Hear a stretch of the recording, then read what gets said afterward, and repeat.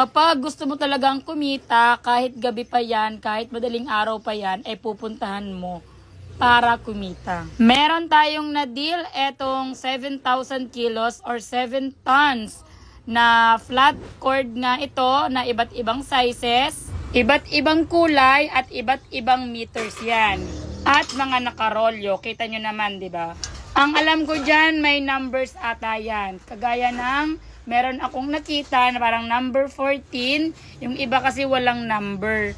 Dahil 7,000 tons nga yan, hindi yan kasya doon sa ating urban na dinala ko. Kaya kumuha muna ako ng 1 tonelada, pinick up natin sa kanya.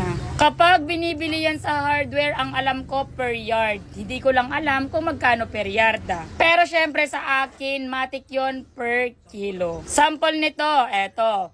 5 kilos yan, so multiply natin by 250, so merong 1,250 yung roll na yan. Hindi ko alam kung magkano sa hardware ang isang roll ng ganyan.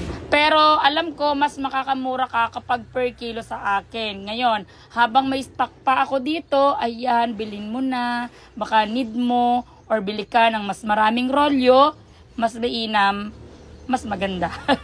Plus, binenta na rin ni Kuya sa akin yung mga binaklas nilang tanso at dilaw. Nag-start siya mag-ipon simula daw noong nanood siya sa akin ng vlog kasi na-inspire daw siya. Grabe. At habang tinitingnan ko itong dilaw na naipon niya, ang sabi ko, grabe yung sinop niya. Kasi pati itong terminal ay naipon niya.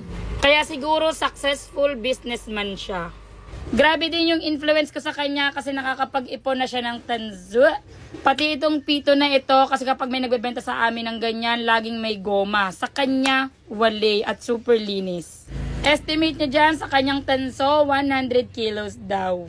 Dahil hindi pa masyadong marunong si Kuya, akala niya yung iba't ibang kulay, ayun ay class C, class A, class B. So, in-explain ko sa kanya na yung stranded ang class A or class B. Yung mga binabaklas niya sa motor, yun yung class C. Yung mga tanso daw nila ay galing sa binaklas nilang starter at motor ng ref at aircon. So, dahil sa kanyang kaiipon at kasi sinop, kung 100 kilos dyan sa estimate niya, magkano babayaran ko sa kanya, plus dilaw pa.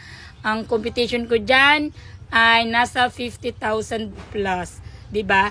Dahil sa pag-iipon niya. Tapos na ang timbangan at kargahan, kaya uwi ang time. Malaking bagay si Urvan, promise.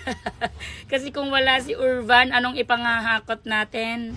Grabing puyat, alas 12 na kami, nakaalis at nakauwi kami sa Muntinlupa ng 2 AM na. Plus nagbaba pa kami ng karga, kaya 3 AM na.